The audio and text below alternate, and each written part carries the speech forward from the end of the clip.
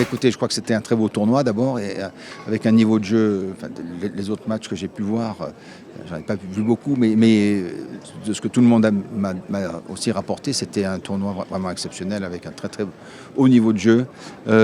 Oui, ça aurait pu être une finale un peu plus serrée, un peu plus intéressante, mais je crois que Casper Ruud était un peu fatigué après ses débauches d'énergie, surtout hier contre Novak Djokovic. Alors voilà, mais Stefano Tsitsipas c'est un superbe joueur avec des très beaux points.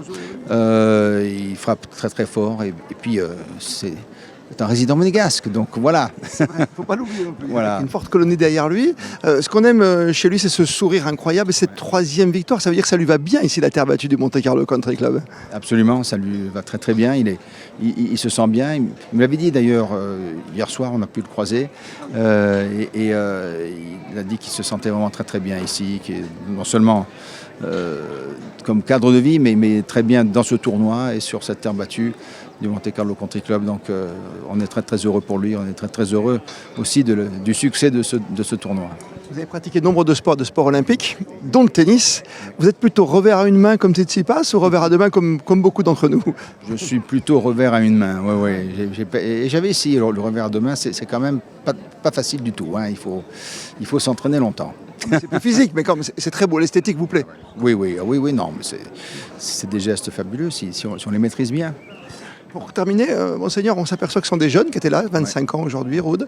Djokovic qui est sorti hier, Nadal qui reviendra, on l'espère, l'année prochaine, Federer qui n'est plus là. C'est un tournant dans le tennis. Je crois que c'est un changement de génération, très très clairement. Voilà, on ne sait pas combien de temps Novak aussi pourra jouer, donc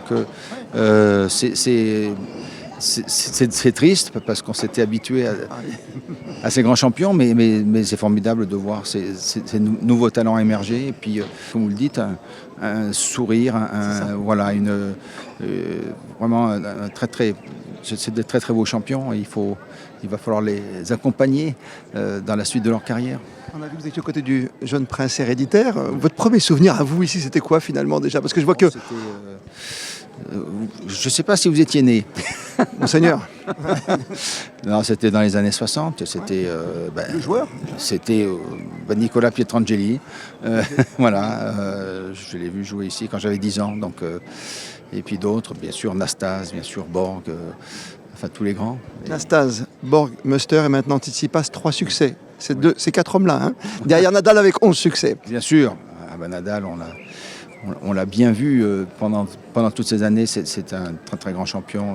J'espère qu'il finira bien sa carrière. On était désolé de ne pas le voir cette année ici, mais je suis sûr qu'il reviendra. Merci beaucoup, Monseigneur. Merci beaucoup. Merci.